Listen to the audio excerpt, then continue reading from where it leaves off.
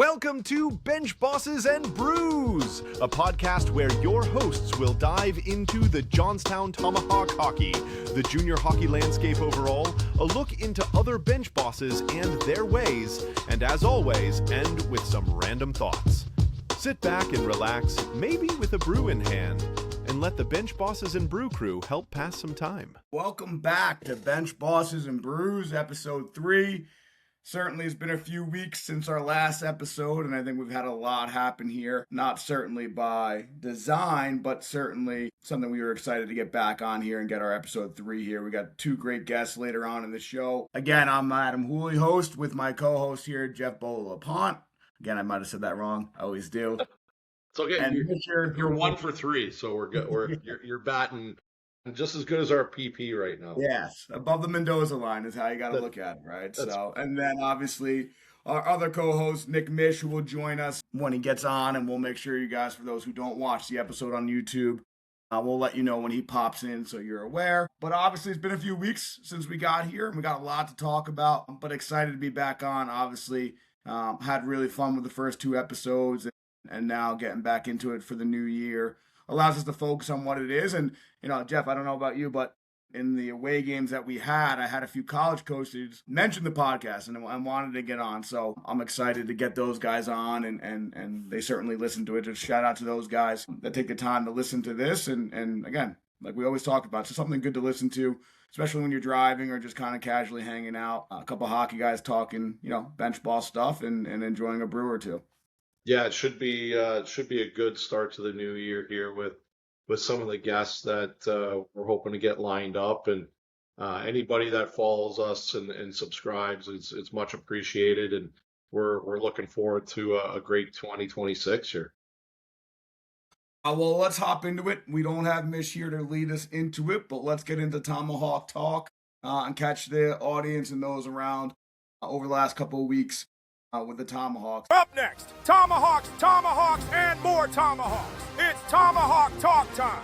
A look back at the weekend and a quick look ahead for Johnstown's favorite team, your Johnstown Tomahawks. Let's go! We were getting ready for a big set against Maine. We had a 4-game series against Maine. We followed that up with New Hampshire at home, and then followed that up with the big New Year's Eve set against Northeast in that. And I would say the results are varied. We had a really good set against Maine. Took the series overall in points against them. We came back home. I was able to win the weekend against New Hampshire. Built some momentum going into that. And then Northeast took the series against us here at home. And again, kind of the up and down, the ebb and flow of the year. And before I let you get into some of the games or some of the key points you want to talk about here, Jeff, just talk quickly about the standings right now and how tight the East Division is.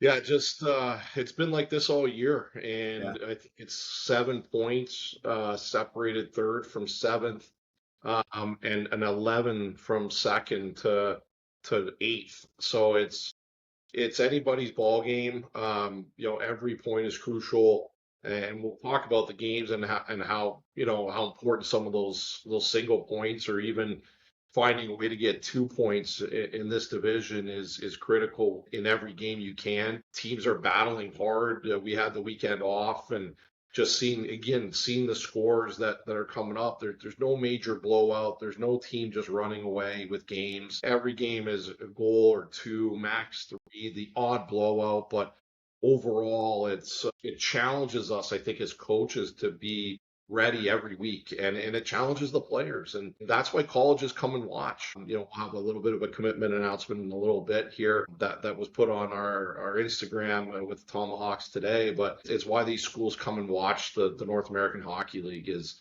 the level of compete, the level of I don't want to say parity because I don't think that's the right word, but just the consistent effort week in, week out from each team.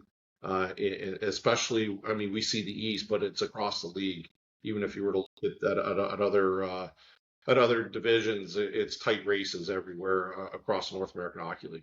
Yeah, and I know, again, we all fall victim in a sense to it and scoreboard watch and watch other matchups. And, you know, on the weekends, it's fun to recap it every Sunday. You know, it's probably the one thing I would throw off to the North American Hockey League is they should have a show on Sunday really recapping everything.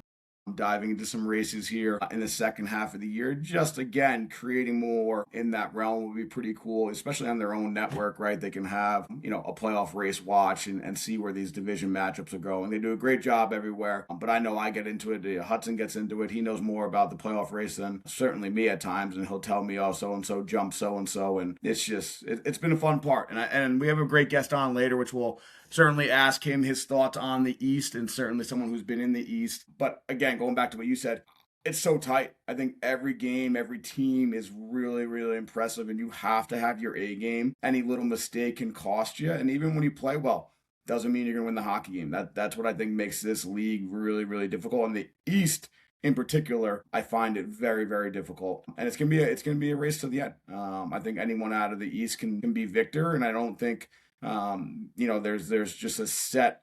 This is what's going to happen. See standings jump and standings go here. So, certainly be a ride for us new coaches, me and you, in the first year of this, to give it a ride and go and see what happens. But I guess let's just jump in. I'm going to jump in and just kind of ask you what, like, you're brand new to the league, 30, 32 games, 35 games in here. What do you think is the reason for the closeness in our division? I'd probably go a little bit more analytical side of the birth years are very tight in their parity among players, which is in turn obviously going to make this more tighter in our division. I think the staffs in the East are very well coached. I think they're all well now versed amongst each other, so they're able to game plan a little bit more. And guys that I certainly respect and look up to, whether they know it or not, it's impressive what they're able to do. And being friends with a few of them outside the rink, knowing how hard they work at it and how much they do video. So I think it's a mix. I think it's just the birth years right now are very close in skill level and abilities. And I also think the division's just becoming so much familiar with each other. You're going to have a tight race. You're going to have the ability to really scout and go after a team in a weekly matchup. That's certainly why I do like about it. You play them twice and move in and out and go. I think it allows for real true preparation as you continue to build blocks for the future. I think that's the biggest thing I see stand out in this division, this league, but certainly in the East is just, it is a beast in the East. It's certainly true this year, and I think it's going to be really fun to watch towards the end. And I think the challenge of the different styles that each staff brings in the East. I don't know if there's two teams that are super alike. I mean, there are some similarities, obviously, but I think every coach brings a different look and approach to the game, and I think that's really exciting. And maybe later on in the year, over the summer, we get a couple of coaches from the East to come in and talk, because I think sharing is really, I think it's important amongst coaches. I think that's how we all get better. I think you're not divulging anything people don't know, and I think that would be it'd be an interesting conversation to have, almost like an East panel of 3 or 4 guys on the show and see what kind of bounce things off each other. I think it would be a lot of fun. Yeah, and I think everyone kind of echoes that, right? All the coaches are students of the game, and certainly knowing a few of them more than others. I know they are. I know they're similar to myself, and I know it's similar to almost football, where you talk to people about other teams you've seen just to see, hey, is there anything that you saw there? Because in a sense, at times, it is almost a buddy system, right? You're trying to worry about your weekend, but your result might help out this team and vice versa. So it comes into that. So I think that's a big thing for sure as you look at this division. And I don't know if the players or fans know how tight this division is. So this can be a really fun ride there. And, again, looking at it, like we said, looking at that 4-game set against Maine, I was very happy with our play. I was very happy with the way we executed what we wanted to do. We were focused. Even though Maine came into our building and took 4 points overall, I felt like I said to you, we were a total of 5 feet away from reversing that result on Sunday. And on Friday night, you're playing a great 1-1 hockey game. It comes down to a late play off a deflected puck that goes in, right? And all of a sudden, that's after a great A that we have right there, right? And they come back and score. We have the next shift, we go out and almost tied, and they have a huge shot block from a veteran defenseman that changes the course of that game and made the score a little bit more than it looked like. And then same thing against Saturday, right? I felt like we were really close in that series, and I was encouraged by that. I felt the guys were encouraged, and we had a really good follow-up practice week going into a tough spot in Maine, and having to travel up there, the conditions, the nuances of being in Maine and getting up there. And then we come out and we played really well. We executed what we wanted to do. We made some adjustments, and I thought we really executed well there, and we were able to reverse the effect that it did to us, which was really impressive. Certainly how you have to look at a playoff series, coming out of that down 2-0. We responded with being able to tie it back up 2-2. And then you go to a final game 5, right, and see what happens. So I was really happy with the main series overall. I think that was really good. And then, New Hampshire comes in and kind of an performance on Friday. And again, the game, 2 games before break, you get it, you understand it. You wish you had a little bit more focus on Friday at home with a great crowd. And then we respond on Saturday with even a better crowd and a better performance, able to get a win and kind of feel good about ourselves going into break. I don't know if you have any thoughts on the New Hampshire series heading into that one. Yeah, quickly on Maine, I thought we had the right mindset, and I thought our guys responded to preparation that you put in. I thought we executed the game plan, and like you said, a bounce here, bounce there. Went the wrong way in the first 2 games, and then when you speak of juju a lot, I thought we had the right juju going into Maine and had the right balance of expecting to win versus just going out and playing. I think we had a little bit of a chip on our shoulder, and it showed. And then going from there into New Hampshire, you get a sweep, and we hadn't had a sweep in a long time.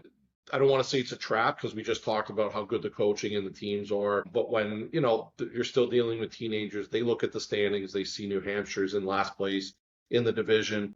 And sure enough, they come out and they had a better effort than us that night and executed better. And next thing you know, you drop a point, right? And that's going to happen in junior hockey. I did really like our response on Saturday. And again, we talked about there's not many, kind of blowouts. I think that was the game. We had 3 power play goals and 3 shorthanded goals, which again is a complete, outlier when it comes to any type of hockey game. What do they call that when you have the different scores? What do they call that? I forget. There's somebody who does that. Is it the scoregamis or whatever? Scoregami, that's it. There we go. Yeah. It was just so odd. But again, it was a good way to kind of enter the holiday break and end on a good note.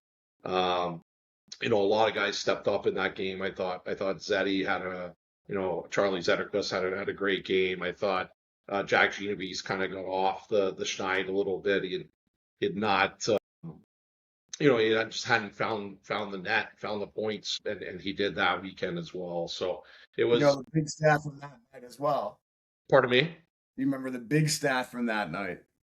I think it was that night. Was it that night? Was it Marshall again on the Big Mac? It was the Johnstown Tomahawks feeding Johnstown. We had the Firehouse Subs goal. That's right.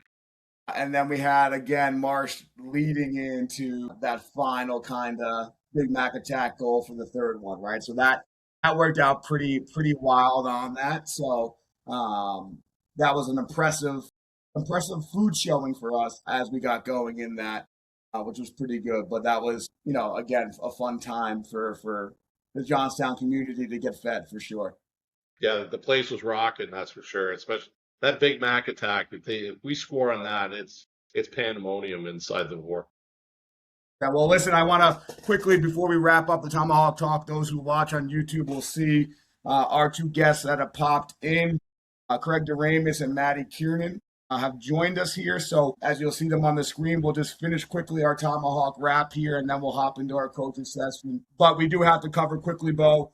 Not the result we wanted coming out into Northeast into a big week for the community here, a big New Year's Eve game. Certainly a really fun time and having a sellout, but not the results that we wanted. We did battle for that point in that game, but certainly was not good the day before. And we had a chance to kind of, gain ground on Northeast and jump them. And certainly they did their job and came into our building and handled us, something that, certainly we got to look at and make sure we address and be better next time we see those guys, which leads into a heck of a week coming up here in Danbury. Yeah, look, like they did what they wanted to do, and it's we played them. That's 2 years in a row where they've come in and had success in those pre-New Year's games. So it's something that we have to look at our prep and moving forward what we can do differently when they are those types of games. But ultimately we did get a point which helped kept us close to them and long term, that point might mean something. So, when we battled back, we've been doing it all year, and we continue to do it. So, we also played with the lead for the first couple times, and we have to learn how to expect to win when we have the lead and how to play with the lead. It's not something we've had very often this year, and we definitely talked about with the boys moving forward how our mindset has to be once we do pick up the first and second goals. Yeah, without a doubt, without a doubt. So big week coming up. We'll cover it in Random Thoughts, certainly one of our favorite segments. But let's take a second. Let's head over into Coach's Corner, and I'll get these guys introduced. Certainly for the viewers and those who go to YouTube will enjoy. So let's head over to Coach's Corner and have a good segment there. What's up, fellas? Hello, thanks for having me.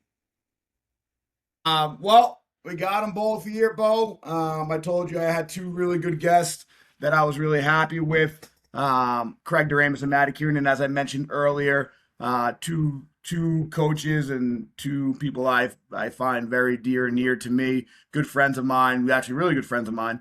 Craig, again, I'll introduce Craig.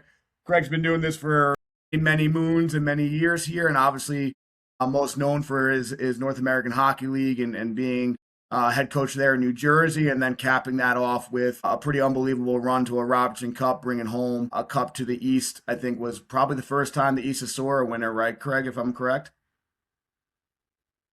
So, and then now, again, joining here with the arrival for us, but the junior Americans here and being on a player personnel side. So really excited to have you, Craig, on. And then obviously Matty, who has helped develop and start the New Jersey 87s with myself, has been through the hockey world quite a bit, has a few championships under his belt that we certainly look back fondly on, and now stepping into a head coaching role and kind of there with himself, which is really good. So, Matty, welcome to have you on here. Happy to have you guys here. How's everybody doing?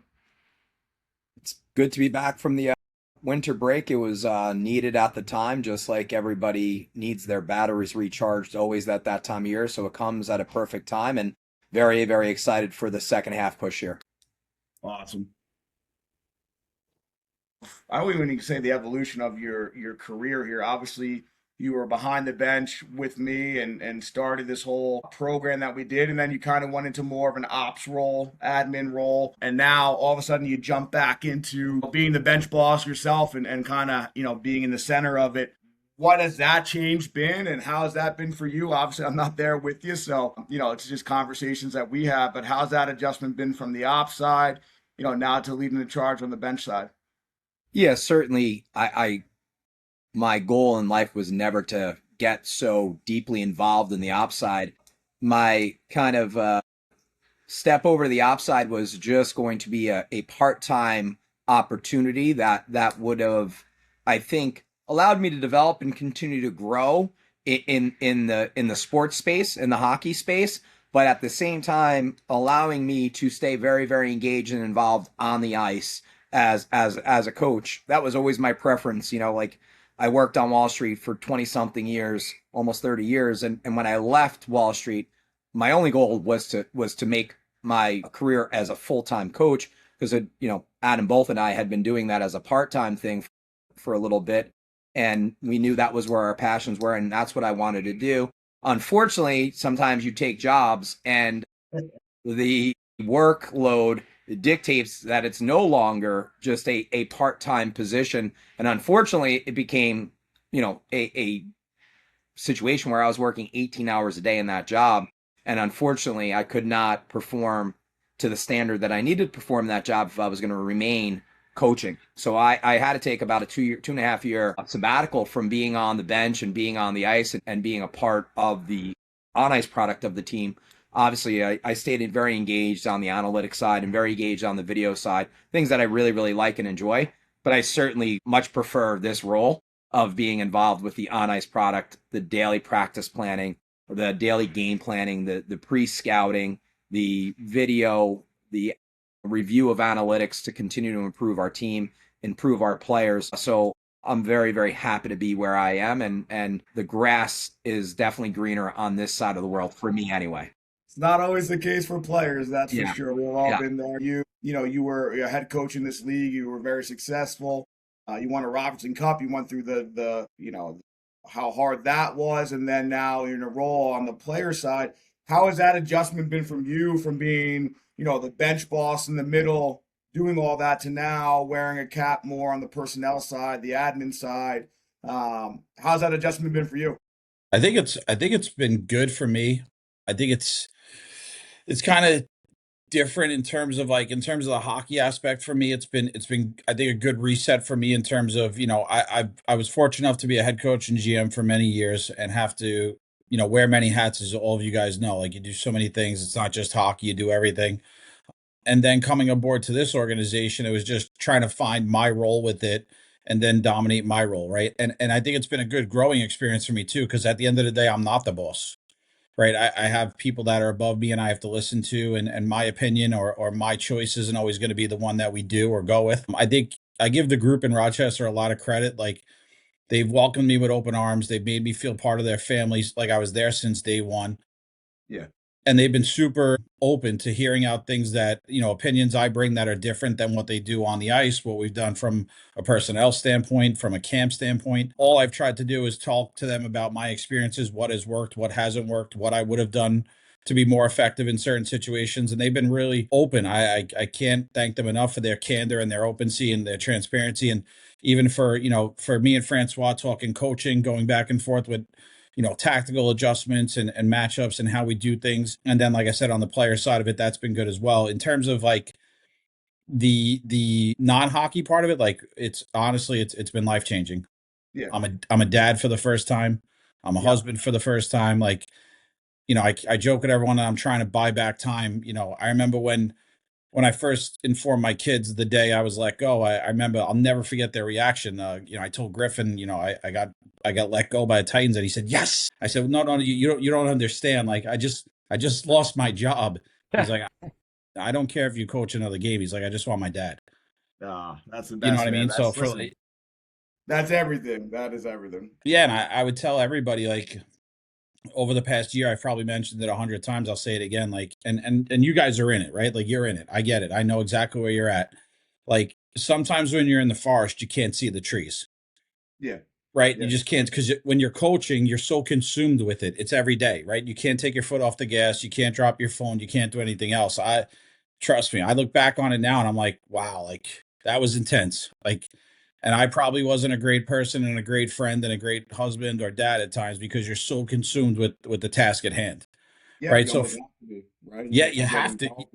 You got to be obsessed. If you're not obsessed with success, it's just not going to work. And I think for me, just again, I'll say I'm 44 years old, but I think maturing and developing that part of me as a person, I think, for me, I'm in love with that part of the process now. And I'm trying to figure out the balance. Like, I'm not perfect. I'm going to make mistakes. I'm just trying to figure out that part of the balance. And, at the same time, excited to see whatever the future holds, whether it's, back on a bench or not, or whatever it may be. Just trying to attack every day and learn and get better and chalk it up to a good experience. Yeah, without, I mean, you talk about that, you have to be so engulfed in it. I mean, Maddie, there were days when we first started this thing and moved over to Jersey Shore. I mean, we went out and purchased air beds because we were sleeping, practicing the EHL in the morning and then having premiere at night.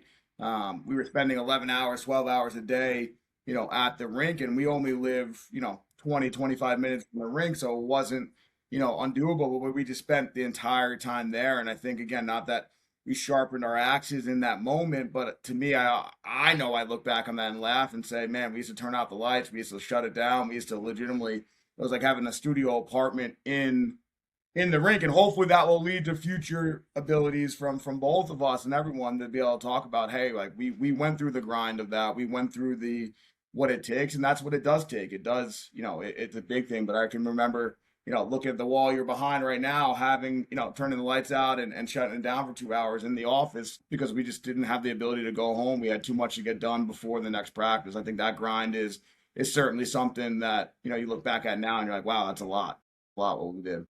Yeah, and I'm going through it this year. Certainly, I had already before Adam took the Johnstown job, I had named myself to coach the 18U team, and then when Adam, our 18U team, and then when Adam took the job in Johnstown, certainly not the way that we operate. I was going to stay coaching that team, so I'm coaching the EHL team and our 18U team. Our 18U team will play 55 games this year. EHL will play 50 games this year. Bought a new car in August, just to put it in perspective, and I have 15,000 miles on my car already. People are like, what? You lost gas. I've not run out of gas yet. I've been good with that. The gas gauge is pretty good on this car. It gives you a lot of warnings. It doesn't let you ignore it. So I appreciate the reminders, because once again, you get so deeply involved in what you're doing. There's times that I forget to go get gas because like you're just so busy running from one thing to the next thing, and you forget about like those simple details to a trip. So Adam's been there when unfortunately we run out of gas. Oh, Maddie's like the Mac Attack from Marshall. He's the gas man. We've been on probably 4 trips together. I mean, one time we were heading out to Pittsburgh this way. We lost it. I don't know where we lost it. We had to jog up to go Sheets and get gas in the middle of a rainstorm. It was about a quarter of a mile jog to get some gas and get filled up. To get back. That was probably the worst one ever. There's been a couple close calls. That road's so tight. Yeah, there's been a couple close calls that we've been lucky to be near a large hill and use the momentum of that large hill to continue to roll down into the gas station.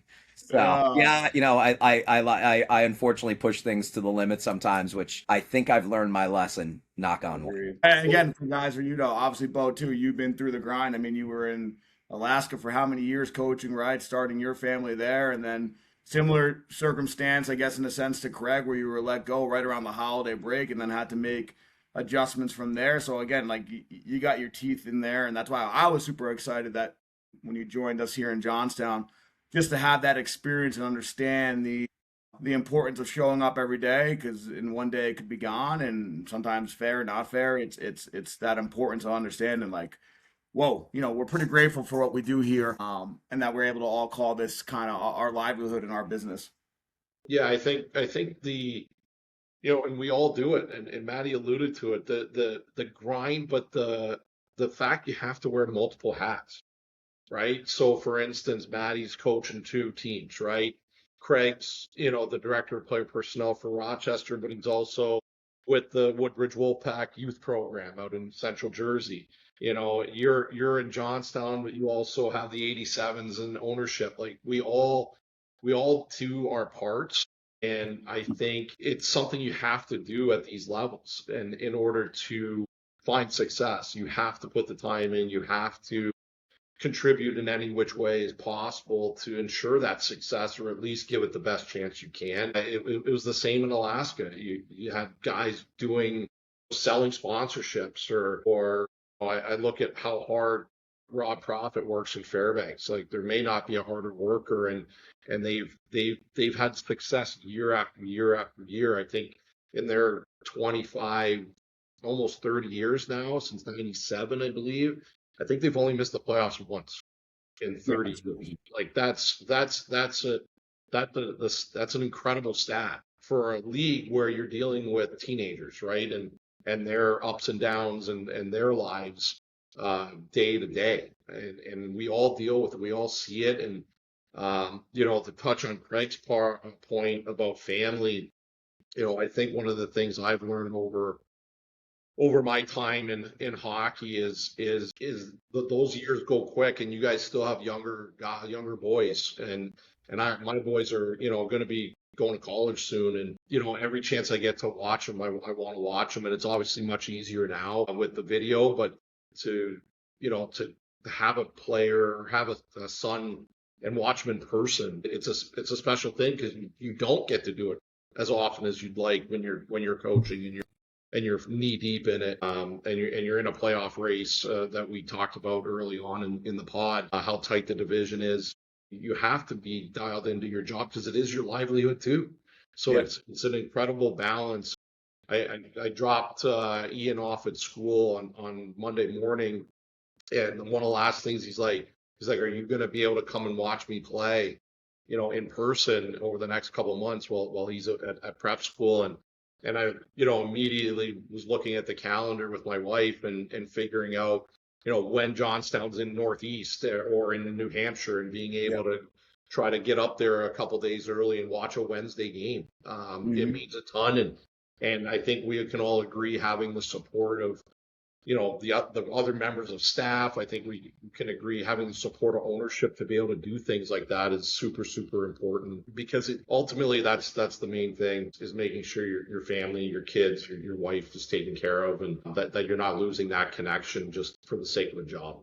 Yeah, I think alluding to that, I think we can all agree we certainly have, and this is probably my add to everyone get a nice compliment or a nice hug, that we have 4 pretty really good wives that have allowed us to do what we do. Certainly to be focused in on what we're doing, and then spend the time to even do things like this right at night, and understand it's part of the job, it's part of that. I know it's a big part, and we all feel that same way of, though they are truly, it's important that they're happy because it makes us happy and it allows us to focus on the job. When things aren't great, the shift is different. It could be something dumb about, a grocery order that I'm mad about, but then I take it out in a practice that I'm not happy with. So I think they know how important they are, but for the audience to hear how important that synergy is for us as a group, as a family unit, to make sure that they know that, which is really, really important, which is good. It's good for people to hear kind of the ins and outs of that coaching side. I think what I want to throw out to the group, and I guess, Craig, I can start with you a little bit, and even Maddie, if you want to jump in on it.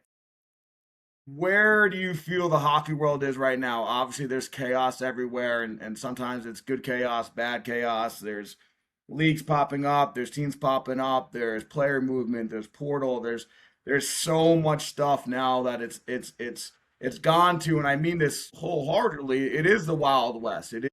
You don't know what town you're tumbling into. You don't know what saloon you're walking into. Where do you guys feel the hockey world is? And I know it's a loaded question that we can spend a lot of time on, but in your sense, if you had an elevator pitch to it, where do you think the hockey world is right now? Where do you think it's going? And again, what are your thoughts in general on the overall player? And I know I'm passionate about it. I think we're not in a great spot on the hockey side of things. But Craig, I'll start with you. I know you're passionate about it too. Yeah. Where do you think the overall hockey world is right now? And is there a way we can fix things that aren't working, or do we just kind of have to let it be until it kind of figures itself out? Yeah, it's funny. I think the simplest way I put it, and I've been asked this question by many people, both at the USA hockey level, amateur level, spoke to colleges, spoke to a few professional guys about it. My comment always to them is the same. I think the hockey world itself should go back to that March 16th or date, whatever it was, pre-COVID, and hit reset and start again from there. I thought the sport holistically was at a beautiful place at that point. I thought there was clear and defined paths to get to each level of success. I thought it was simple for the players. I thought it was simple for the coaches and the administrators and whatnot. I thought there was clear-cut direction and paths. And I think right now what you've seen decisions made somewhat in a vacuum at all levels of hockey, professional, collegiate, junior, youth. And they were made in a vacuum in that they didn't realize that every action was going to have another reaction, right? And every rule was going to have a loophole to get around it. And that's where we are now. I think if you look at the NCAA as a whole, and it's not amateur anymore. Like, nobody could say it's an amateur sport. It's not. It's professional. Every part of it is professional. You hear the radio now. It's the hot button topic is with, the NCAA football right now and the transfer portal and what some of these players are getting paid. It's in basketball as well. It's gotten into hockey. Again, I think the transfer rules have allowed our next generation to become even softer and less mentally tough. And I don't think that bodes well for them in real life away from the rink. In terms of the junior landscape, it's a mess right now. You guys are all in it with me with, certain federations, certain non-federation leagues and players, again, have, they could just jump, you're not on a power play on Friday. Let's just jump to another team on Saturday. And it's all there now. So I don't know if there's a way to essentially do what I asked to do, but I'll tell you what, something needs to be done, because everyone talks about, it's for the players. We're in this for the players. Well, we're not setting our players up to be successful young men. We're not. Everything is just give until they're happy, right? The sense of hard work or paying your dues or or out earning somebody else is gone, right? It's just let me pout until I get it my way. I'll find somewhere that's going to give it to me my way, and that's where I'm going to end up. And if that changes next Tuesday, so be it. Yep. I don't think it's good. I don't think it's healthy. I've never been happier that my children don't play hockey from the timing standpoint, from the financial standpoint, because it's out of control at that level as well, to just the core human values and concepts that I think have been instilled in the sport. I don't love it. I don't. And I know I sound hypocritical. It's what I do for a living. I'm the first one to say to everyone, the game of hockey has been so good to me and my family. So good. I worked in the NHL as a 21-year-old kid in college. Like, I have been blessed beyond belief. However, I look at it now and it's a mess. It's an absolute mess. And I go as far as now, like, and this will sound really old, and like I look at it now, and on the side I'm in now, like Jeff mentioned, with Rochester, with Woodbridge, so wearing a couple different administrative hats, like even with coaching now, like every coach expects to stop playing, get into coaching. They want to coach the best team. They want to make the most money. They want all the work done for them. Like, I tell the guys all the time, like, you guys don't understand. Like, when I broke in my first year of coaching, I made $2,500. We practiced at 9:45. We practiced at 9:45 at night. My first years in New Jersey, I remember, and you guys were around in those days. My first years in New Jersey, there was times I literally didn't talk to my team before the game because I had to worry about the lights being turned on and off for warm-ups and the national anthem. So Bobby was off coaching the team while I was turning. Like, that's real. That's, you know what I mean? And now guys are like, well, like you guys were touched on before, and I want to chime in. Like, talk about wearing many hats. Like, even within your own organization, like, I've sharpened skates, I've done laundry, I've loaded buses, unloaded buses, I've cleaned buses, I've mopped the floors, I've cleaned, I vacuumed. Like, and you guys were there, you saw it. I don't just say it. Like, I wore every hat imaginable. Yeah. You got to grind, and I think that also too, there's been value lost on that, right? Because you have so many guys now who retire, they get to a pro or college level, they retire, and they get into coaching, and here you are, like, season, week one of the season, and you know how it is as coaches. You're in. For me, and when I was in New Jersey, we practiced at 12 o'clock. I was in the office by 8 o'clock every day, and then you get Joe Hotshot. On a laundry. Yeah, you get Joe Hotshot. He walks in 11:15 with a Starbucks. He's like, "Hey, what's up, guys?" I'm like, whoa, this is insane. This is insane. It's funny. It's funny you say that because, again, when I first met, obviously I met Maddie through men's league and getting to know him a little bit. And then as we started coaching, it's funny you say, like, again, this is 2013, 2014 when prices started really going up. That was my first coaching stipend of a AAA team when it was, you had 200 kids at tryouts, right? And it was 2,500. I look at it back now, and I didn't bat an eye on it. Okay, this is what I have to do. This is what I love to do. And that's how I started. And this is 2014. It's not that long ago to do so. But I also then laugh because I know, Maddie, you'll laugh at this. You talk about cutting your teeth the right way, and Jack, I love Jack, and Jack was like a player for us, and then came in and coached, and now is onto his real life job of being a cop and serving the people, and I love it. I think he's a tremendous person to do so, but he didn't understand how to pour detergent into the laundry, and we were going through detergent like it was like we were going to get bankrupt with how much detergent we were going through. We're like, what? Where's all the detergent going? He didn't know. He was literally putting like 2 cups in for every load of laundry. We're doing, 8 loads of laundry a day, and things like that. It was very, very funny. We eventually got to the bottom of that one. Thank God.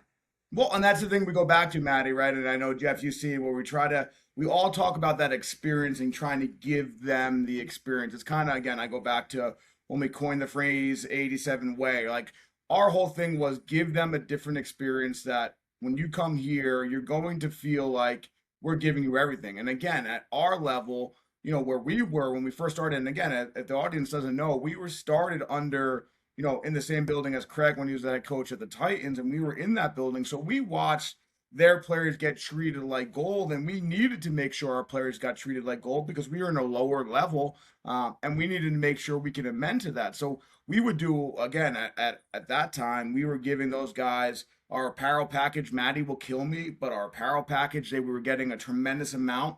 It was a big deal to me. We were getting jerseys every 2 years. We were really doing their laundry, their gitch loops. We were giving them everything possible at that level when not everybody was doing that. And it only was because we had a standard we wanted our guys to have. And we expected the same on the flip side of that. And certainly we've gone through our ebb and flow of players who have done the right way, players who've done it the wrong way.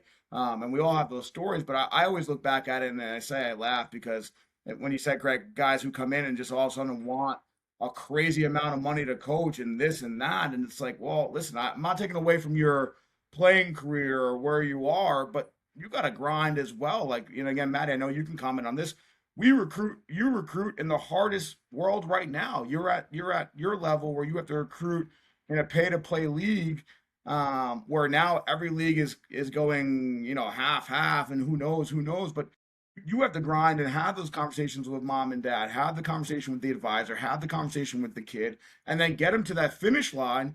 And then you got to produce for them because, as Craig said, if you don't, they're not on power play 1 with getting the full 2 minutes. They're going to look to go to place B where they can get the full 2 minutes versus the minute and 40 that you tried to give them anyway, right? So I am always mystified, and I feel bad for the players in the sense that we're also letting our standards down as coaches. We need to be better. We need to hold our staff and our people around it to a higher standard as well, because if we're going to want more from our players, how can we want more from our players and not get more from our staff as well, right? And I think that's a big thing that I look at, and it's a whole nother podcast we can talk about. Is I'd love to have, and I know Maddie as an owner, you're going to kill me for this, but I would love to have a professional union for coaches, right? We're professionals in what we do, but we can just talk about it, right? You look at the golf, you have a PGA, you have a tour card, you're referred to as a professional on a constant basis.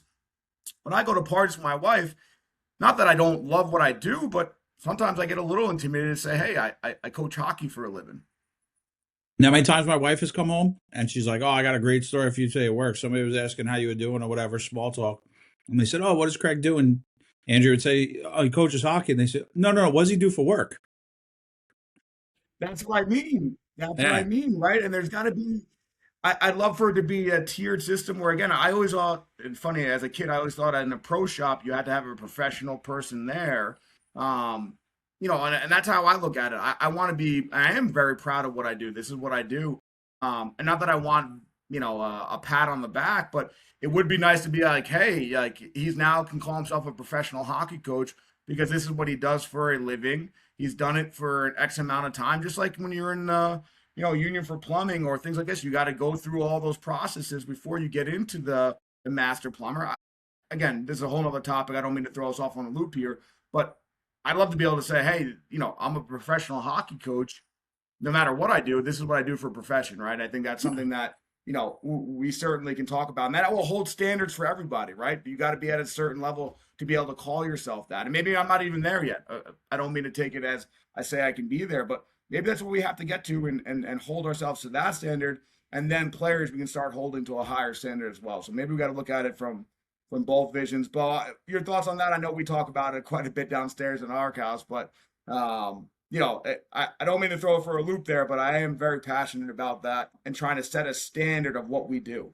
Yeah, I think there's the foundation of it with USA Hockey, with the coaching clinics, et cetera, the levels. But I think we're all here, and forgive me for not knowing it, but I remember doing my quote unquote level 5 back in 2006. And like, what did that really get me? Like, it says I'm a master of coaching, but what does it really, really mean? Like, I wrote a paper. Like, does that mean at that time it would have been 28 years old that I'm a master of coaching? Like, to me, it goes back to what Craig and Maddie said about the grind of learning to be a coach, right? Like putting in time. Like, before I was a head coach in the North American League, I spent 5 years as an assistant, 2 in the Southern Pro, 2 in Tier 3 hockey, 2 in the old Met before I even got a head coaching job in the Met League, which was Junior B. We don't even have that classification anymore. And there's also the standards that had to be upheld as an organization, right? Like the number of seats in your building to be Junior A versus Junior B versus Junior C. Like, I think it all goes hand in hand, because if the organization's held to a standard, which then holds the coaches, you can then hold the players, like you said, Adam. And I don't know if the union's the answer, it might be as far as, creating the professional mantra or the professional label. But I think, guys know in the industry who have put the time in over time and have had either success or failures. And again, I remember when I got let go, one of the first calls I got from an East Coast Hockey League guy was, "You're hired to be fired," right? Like that is the oldest cliche for coaches. You're hired to be fired. But at the same time, it's been 10 years since I've been in the league. Like, how come, like, and I'm not saying I deserved another opportunity, but like, I won a Robertson Cup. Where was that next step, right? Like, where do you fall? Like Craig, like, where did you done the same thing? You were in the league for 10 years, 12 Yeah, years, 10 years. 10 years, and you win a Robertson Cup, and like, there's no one knocking at your door. Like it boggles my mind, and maybe that's where like this union piece could help. And I'm not tooting our horns. It's just it's reality, and it's factual that that those things don't happen. And now you're enjoying, like you said, you're enjoying your family, and things happen for a reason. But maybe it allows for guys to fall into that place, or there is a path for someone coming out of college who's 25, 26, like, oh, I want to coach 18 AAA. Well, what do you know the first thing about coaching 18 AAA hockey? Like, I don't know. Like it's really hard. Well, I Because think of that's, everything that goes into it. yeah. No, I think that's, I don't mean to cut you off. I think that's where again, I think Maddie would agree with me, and to me, and to where I would say for Craig is, I think the reason why those things sometimes don't happen is because there's a lot of people who just want to take the easy route out and hiring a coach, right? Here's $1 I want to give them, and we'll take what you should be grateful you're in this league anyway, and you should be happy with that, which there is a piece of that puzzle, right? There is that. But there's also a piece of the puzzle where, like, again, to me and to everyone else, is you are at a certain level and you should be able to bring this ability, but we've allowed that you get to a point where it doesn't matter. They can go and find somebody to break that and come in at a lower price and do it. And someone's gonna do it because they don't know any difference. And then all of a sudden it just starts that medium thing. The one thing I always take pride in where I was with Maddie at the 87s, and Craig, you can attest to this a little bit. We always we made it a point to always take care of people around us. That was our biggest thing. Wherever we were out at a showcase, whenever we won a championship, we wanted to be the ones that treated everybody. We wanted to treat everyone to dinner and drinks. We wanted you to feel like there's something different about how the 87s do their stuff. And I think we set the standard at our level. And Craig, I think we take that from you and watching how you handle your staff. But there's not a staff member who can't say when they're there after a long day of practices, we're going to have good beer for you. We're going to hang out for hours on end to just catch up and just feel like, okay, you know what? We're not going out to the club. We're not going out to the bar, but we're in the coach's room having a couple beers together and enjoying that time. And that's something that I know in the league, and Craig, certainly I watch it from you. I try to do here, and Bo, you can test to in Johnstown, is when the staff comes in, I make sure they're taken care of. I want them to enjoy after a game. You beat us, you enjoyed. If you didn't beat us, take the edge off, right? And make sure when you know you come to Johnstown now, it's going to be a different experience, and you're taking care of that. And I think that's a difference too, as you mentioned, Bo. Like, that's a big deal. It's not an easy deal, and there's something that comes to it. So yes, listen, I'm sure, Craig, there's probably plenty of teams that wanted him, but again, the same day, he's not going to go and do something for something that's not worth it. It's just, you can't anymore. It's just not possible. And I think that's the biggest thing I take away, and kind of the relationships I've learned and watched with, is always do it the right way, take it the right way, go above and beyond. It will come back in dividends. I know, again, I told Maddie, every time we won an EHL championship, we had the coaches meeting in the summer, and I tried to establish, because I was very excited that we won, the coach who won it takes out all the coaches the night of the coaches meeting, and all the drinks are on that coach. He takes them out, and it kind of sets a tradition in place. We certainly did it the first year we won. I don't know if it was followed the second time the next person won, but when we won again, I couldn't wait to go back to the coaches meeting and say, fellas, drinks are on me. This is the standard I want to set, and you follow in it or don't. But I want you guys to understand, we do this for much more, and we want to set that gold standard. I think that's a big part of of the coaching pedigree, right? And being in that, like we've all been there. You know, if you hire Craig, if you hire Maddie, you hire Bo, you're going to get a gold standard of what we expect. And Bo, we see it now as we go through the first time here together as each other in Johnstown, is trying to raise the bar to an excellent hockey town. But we want to continue to raise that bar, right? Get down every little detail to the finest point and make sure we're taking care of that. I think that's a big part of it. Yeah, I definitely, just to chime in there, like I think, you know, looking back retrospectively on everything in New Jersey, like I tried to make it a point where I treated everyone on my staff like family. Like every single person, whether it was my equipment manager, the trainers, you know, I always tried to make sure that they felt like they were a huge part of it. You know, I tried to avoid saying the word I a lot. I'm just not a big fan of the I word. It was we. You know, I was a big believer in, like you had said, like, you know, with Gary and Shaps and Bob and those guys who have been with me the longest, like I always wanted them to know they were super important. Their families were super important to me.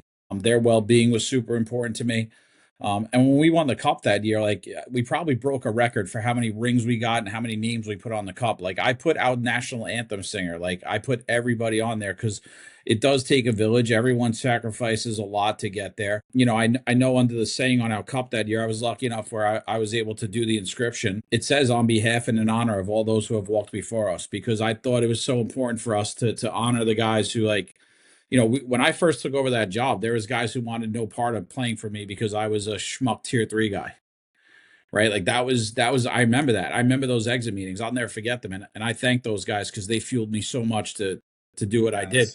But then I had guys like Anthony Cusinelli and Will Rydell and Greg Malafonte who were like, flag in the dirt. I'm not going anywhere. I believe you. I trust you. So I want to make sure that I recognize those guys, you know, even in that moment. I remember when I got interviewed on the ice by Kirsten right afterwards. I talked about how, like, we were fueled by hundreds. Like it wasn't just a locker room of 25 and a staff of 10 or 15.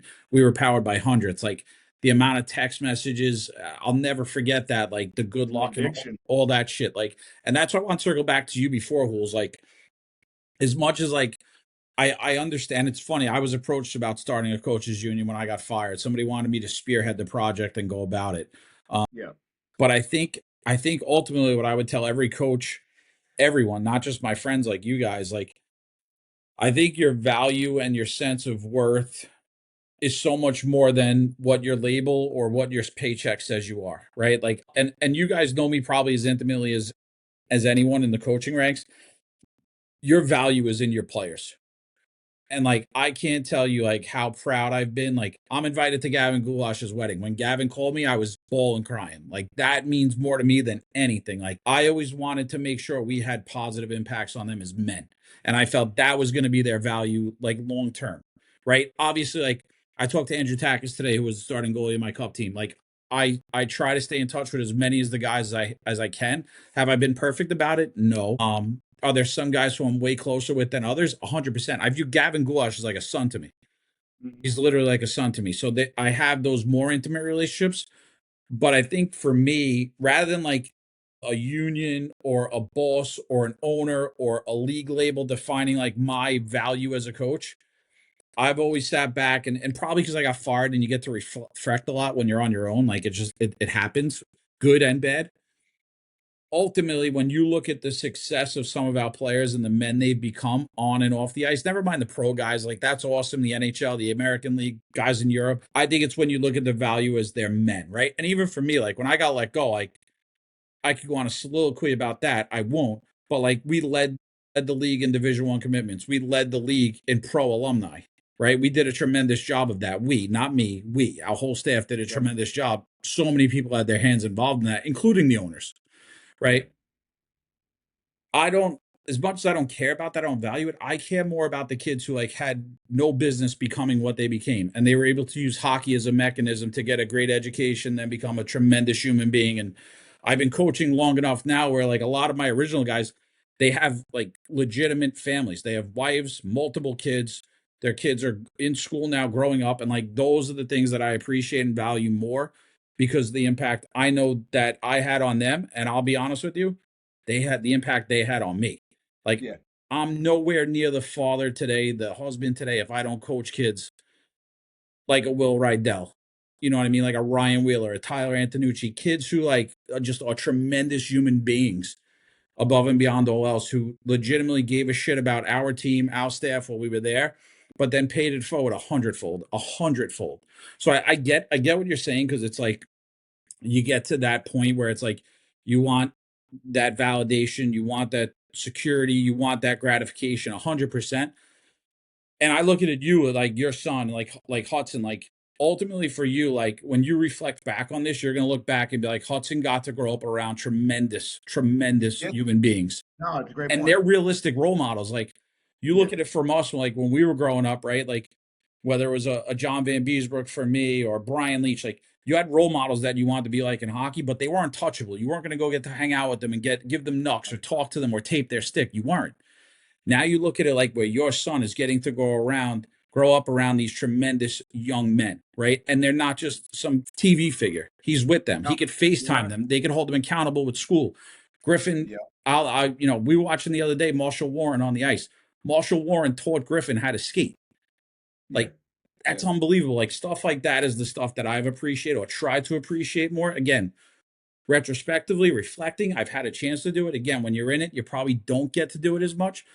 But for me, that's been my value. And then the other part of it is, like you just mentioned now, here we are, it's January 2026. And I'm on a podcast with Matt and Adam at 9 and change at night. And Jeff, who was one of my scouts in New Jersey, like, this is the part I value more. Yeah. Gary and I don't work together. We talk every day. Like, Yep. that's the stuff to me that I've learned to value more than anything else, because it's made it all okay. Like, it made all the heartache and grief while I was there okay. And more importantly for me, in a time where I was really low in my life, it's made my post firing okay. Like, that's allowed me to sustain and get through that stuff, because that sucks. Like, nobody wants to get let go of their job. You don't want to lose it. Your life gets turned upside down. You got a wife, children you want to, provide for. That perspective has allowed it to be okay for me. And then going into my new families, like my Woodbridge family, tremendous people, awesome hockey people. I learn a ton every day about that side of it. And then, like, the staff in Rochester and what they've done, the success they've had, that they treat people the right way. I laugh every day. My father thinks it's the coolest thing that Brian Jonta works with us. Like, all that stuff is been awesome too. And you take those small victories from every different day and every different challenge, I guess. So I would just say, like, I know you're in it. You guys are all in it. You're wearing it. I get it. I love it. I miss it. That's the real value. Like, that's way more important than any union or contract or longevity could ever provide for you. Trust me. I promise you that. No, it's a good point. I mean, it's funny you say that, because this weekend at Hudson's game, he tapes his stick like Charlie Zedequist bow, and it's two strands on the toe. And Hudson's not a Euro. I don't know why he feels like he's a Euro, but he tapes his stick just like that. And the kids at their age, they're brutal. They'll say, like, "What are you doing? Like, who tapes their stick like that?" And his response, "Oh, Zedequist does. He's on the Tomahawks, so like it's good." And he gives nothing about it. In my head, I have all the anxiety of, like, is he getting bullied right now? Like, I'm gonna have to step in here, and this is not gonna be a good situation. So I have to stand back. But I laugh, like you said. Here in his mind, Hudson is looking at Zedequist saying, "Oh, this is my idol right now. This is who I love. This is who I want to play like and do." And same thing, Maddie. It's funny. Months ago, remember when I took Maddie's stick and I cut it for Hudson, and he needed a new stick, and it was Maddie's stick, and now I was like, what happened to my practice stick? I'm like, I've had the same stick for like 5 years. I don't shoot pucks anymore because I don't want to get a new stick. I chopped it, and now Hudson, he calls it the Maddie stick. He's like, "No, I need the Maddie stick." I'm like, "Yeah, we probably shouldn't have done that, and then that was our fault." He's like, "It's all right. He'll be all right. Maddie will be all right." I've got the saddest stick right now as a replacement. I'm embarrassed. I said it the other day. I go, this is a joke that this is the stick I actually use. I don't even have a stick. I just grab somebody else's stick left and right here, and I'm like, all right, I go the old school. I go that. I think that's another. I taped my stick for practice in the new year. I said, well, now this deserves some new tape. I literally couldn't even get the previous tape off. It was like melted on there. Size gloves, or you're still rocking the different inches? So, but listen, we'll close this out. I got a good question to end with. I think we all have different styles. I think this would be a good one to end with as we go. And it's been a really good one. We'll have everybody back on again as we go. But my question as we end this, I'm going to go with, what is your coaching attire on the ice for practice? What is your go-to outfit? Are you a sweats guy? Are you a sweatsuit guy?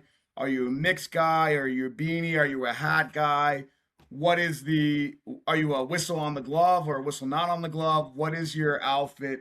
If you had the choice to pick, what would you go with on a practice day as a coach? Bo, I'll start with you. What's your go-to there as you would pick it? Yeah, I used to be a sweatsuit guy, and now like a warm up suit with the logo. Now I'm since I went to Westchester, I've been a strict sweat top or hoodie with either sweatpants or a logoed pant. And then I am a whistle on the glove guy, as you know. You do. I was a dangler when I started, but again, I've matured over the years and changed my style. But Oh, you're a color is multiple the pen most guy in the important pocket? thing. Because I know all these guys know my pen stories and not having a pen, but Bo's getting a first class welcome to not having pens. Where You could you bankrupt I'd rather yourself have with the three or you four, could or bankrupt Johnstown with the lost pen budget of what you're going to go through. It's there's no joke, Maddie. There's no joke. Cam goes, I got to get more pens for Adam. I'm like, You'll find them at one I've point got at the end of five the year. They'll right in be my bag. somewhere. Like he doesn't need more pens. He's asked me that twice. Are you cute? It's like you're not going to Walmart to get more, dry erase markers. and God, they're not cheap. They're expensive. they Yeah. are expensive. They're not expensive. Craig, what would you go with? I think I can guess your outfit. I think you were a big sweat and sweatpant guy. No? I mean, I tried to evolve.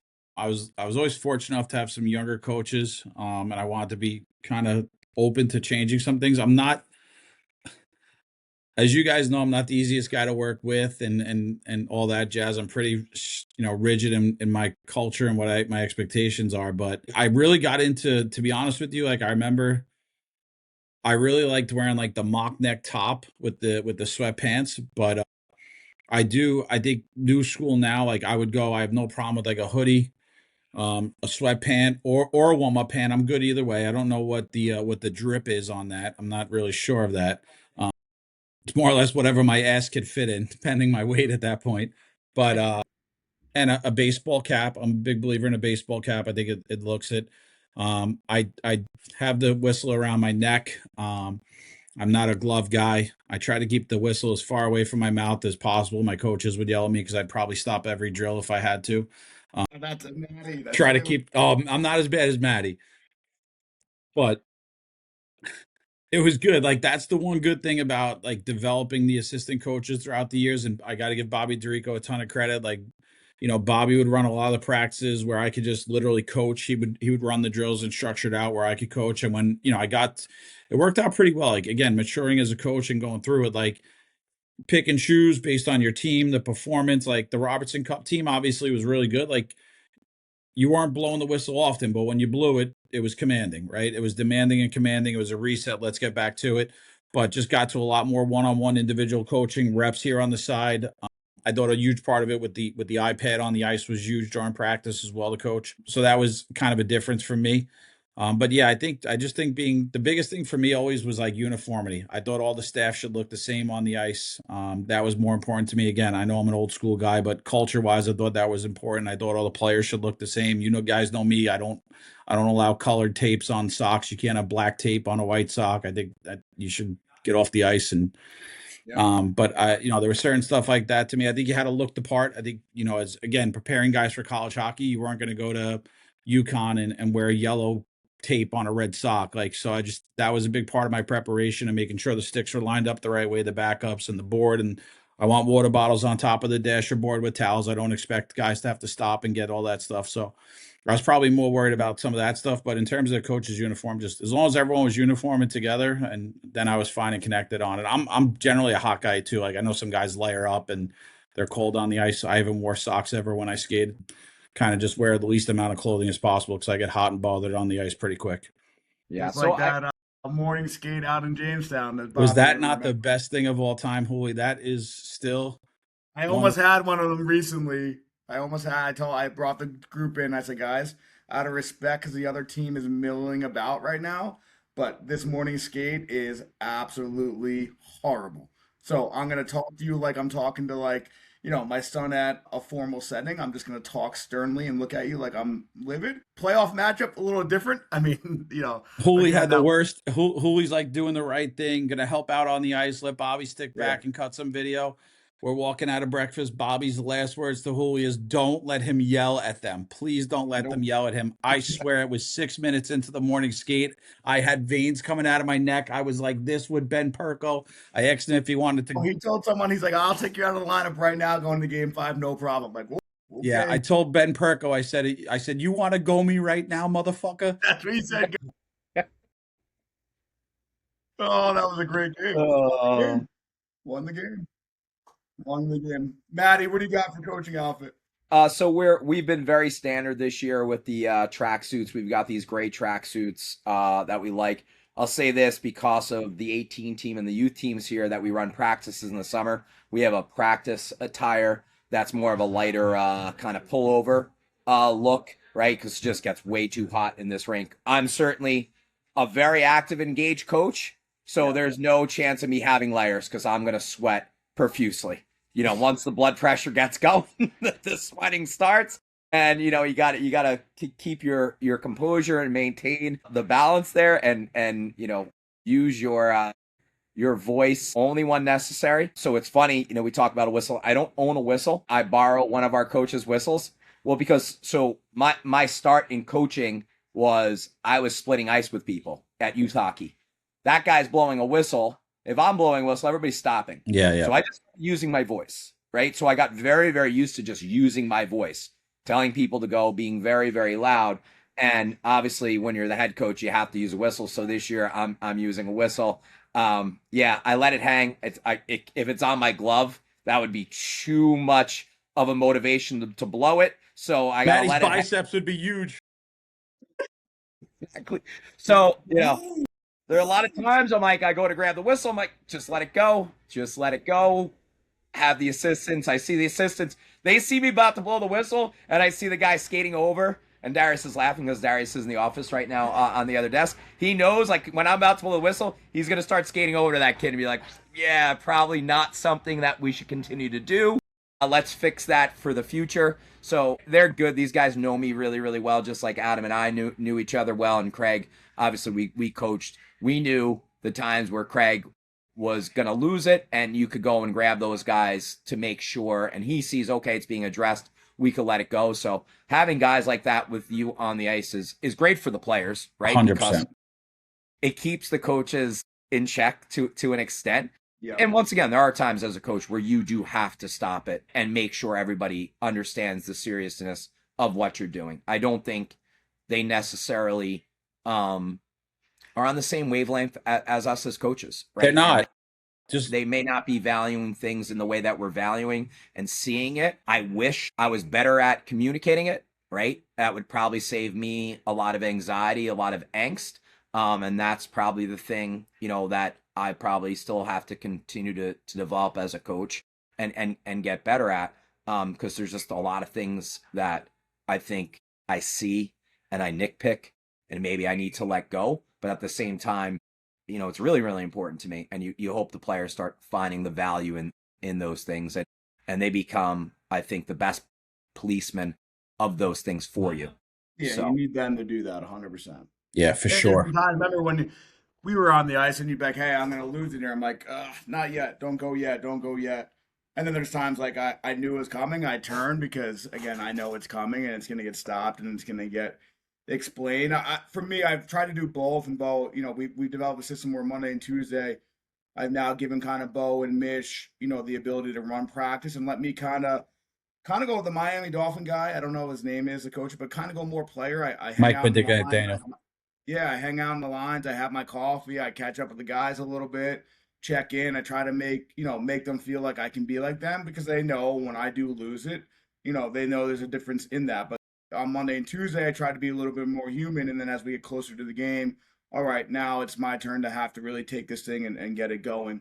I think it's an important part of the aspect of developing a great staff. And, for Bo getting a piece of me now, again, it was me, Maddie, Craig, Bobby, Gary, we were all in the office together for 8 hours a day. So we were able to be around each other and it's a pretty powerful group. in bringing us together in that. And that's what we're trying to do here. I think for us, Jeff, we got a great category there and what we're doing. But my coaching outfit, it's funny that I think hopefully Darius can hear me. My favorite outfit was the blue custom ink, big logo on the back of my jacket, and like almost like these loose pants. He's not agreeing with you. Yeah, he didn't love them, but I love them. You didn't love them. I love the big logo. I love the loose fit. I tried to go, like Craig said, a little bit more in style, drippy. Again, that wasn't everybody's drip, but again, to me, I like that. Now I try to go to a different color warm-up suit. I'm a hat guy or a beanie. I try to wear an outfit that my style of the day is going to be. If we're going to grind out a little bit, I'll go with the beanie. I think the beanie gives a little bit more of that Belichick look. If it's more of a systematic go, I go with the hat. I'm a dangler of the whistle. Bo can attest to this, Maddie. The whistle is freezing on me quite a bit, so I go to blow the whistle, and it's like a faint. Guys should do that for me, right? Freeze my whistle before put the water in Maddie. The trigger. I got a trigger. Yeah. So then Bo will realize, oh crap, he's trying to blow the whistle and he can't get it out. So then I look like a different dude in trying to do that. So I like changing up the styles. I like the uniformity. I like everyone having something. I'm a big, as Maddie can attest to, apparel guy. I like wearing. My entire closet is, a mix now of 87 and Tomahawk stuff because I don't wear anything else. I even have boxers that have 87 logos on them because I like that idea. So pretty funny in that. I think we all have our niche, which is really good. But happy, again, as we get here to the end, guys, happy to have you on. The conversation can go on for hours. We have the stories to do it, that's for sure. But I appreciate you guys hopping on. I know this to me is really important just to have an outlet and give you guys an outlet, give us an outlet, and pass some time. And hopefully, again, for those who drive, those who have nothing else to do but listen to something, this will be fun for them to listen to and get a perspective. Those who are grinding out, especially college assistants, grinding it out right now, listening to a couple of veteran guys talk about the nuances of coaching and certainly getting there and then enjoying the ride here. So I know from my perspective, I appreciate it. Craig, Maddie hopping on. I really thank you a lot. I think this will be a good one to come back with. I'm excited to get it all cut and out, but I can't thank you guys enough for jumping on with us, and I know Bo feels the same way with it. Really appreciate you guys hopping on. No, just wanted to thank you guys. It feels, obviously different realm than you guys are in, but it feels good to be in a coach's room again and chop it up and get back to that. It's part of the, what I miss the most. So just appreciate you guys having me on and giving me an hour of my former life, and it feels right and it feels good. So thank you. No, of course. Yeah, no, I appreciate it. And like I said, this is what I love, this part of the game, and I love this part of our job. And we're very, very lucky to do this and have a number of great people as resources, as friends in this business, as people you can rely on and talk to and learn from and share with. It's really, really important. And I'm very, very lucky. I know a lot of great people like you guys, and that could help me be a better coach and help the players that are in our program. And like I said, very, very thankful for my relationship with all of you guys. Of course, man. Appreciate it. And like we always end it with, obviously, bench bosses and brews. We appreciate everybody popping in here. We're excited for the future of where this thing can go. And hopefully everybody can listen and get a little bit of time away from their drive, whether you run out of gas or not. Hopefully you get a little bit more on that. So appreciate everybody listening. Thanks to everybody. Look forward to next week with that.